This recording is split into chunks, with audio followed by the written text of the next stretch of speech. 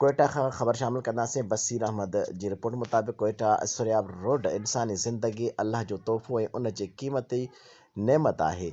शहीद यूसुफ ढंग football club ऐं आमिर उमर फुटबॉल क्लब विच में अॼु शानदार फुटबॉल मैच खेॾी वई। रांदीगरनि ॻाल्हाईंदे चयो त बलूचिस्तान में टैलेंट जी का बि खोट न आहे। सिहत ऐं उन जे हिफ़ाज़त जो ख़्यालु रखणु तमामु ज़रूरी आहे। हर आकिल इंसान ते फ़र्ज़ु आहे त जेकॾहिं हू उन में ग़फ़लत करे ऐं उन खे ज़ाया करे या उन जी हिफ़ाज़त खां मुंहुं मोड़े त उहो उन नेमत खां नाइंसाफ़ी ऐं अल्लाह ताला जे ख़िलाफ़ु बग़ावत जे मुतरादिफ़ आहे ऐं हिकु फ़र्द जो नुक़सानु ख़ानदान ऐं समाज जे बुनियाद खे कमज़ोर करे थो। अॼु बहैसियत इंसान ऐं मुस्लमान असां सभिनी जी ज़िम्मेवारी आहे त मासूम ॿारनि ऐं नौजवाननि जे नसुल खे नशे जी लानत खां बचायूं ऐं उहो कमु सभिनी मज़हबी इदारनि स्कूलनि कॉलेजनि समाज सुधारक तंज़ीमुनि NGOs ऐं हुकूमती सतह ते पिणु थियणु घुरिजे।